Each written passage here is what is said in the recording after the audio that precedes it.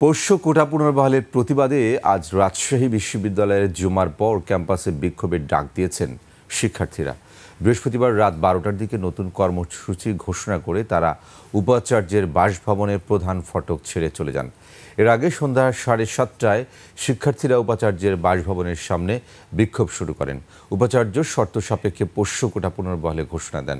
বলা হয়, ভর্তি পরীক্ষা কমিটির সিদ্ধান্ত অনুযায়ী ১০টি শর্তের ভিত্তিতে শিক্ষক, কর্মকর্তা ও কর্মচারীদের সন্তানরা ভর্তির সুযোগ পাবেন।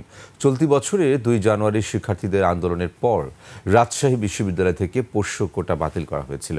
গত ২ মাস ধরে শিক্ষক ও কর্মকর্তারা পোষ্য কোটা সহ প্রাতিষ্ঠানিক সুবিধা পুনর্বহালের দাবিতে আন্দোলন করছিলেন। বানচাল করার জন্য এক শ্রেণীর শিক্ষক কর্মচারীরা এই রাষ্ট্রকে বানচাল করার জন্য এই পোষ্য কোটার মধ্যে মীমাংসিত ইস্যুকে সামনে নিয়ে এসে রাষ্ট্রকে বানচাল করার চেষ্টা করছে।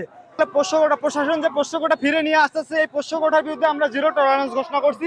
এই মীমাংসিত একটা ইস্যুকে আবার কোনোভাবে ফিরে আনতে আমরা দিব না। মীমাংসিত ইস্যুটা আবার সামনে নিয়ে আসছে, যেটাতে শিক্ষক, শিক্ষার্থী এবং কর্মকর্তা কর্মচারী সবাই ত্রিমুখী অবস্থানে চলে আসে। এই পোষ্য কোটার বিরুদ্ধে আমরা অবস্থান নিয়েছি। অবিলম্বে বিশ্ববিদ্যালয় প্রশাসনকে এই পোষ্য কোটা বাতিল করতে হবে।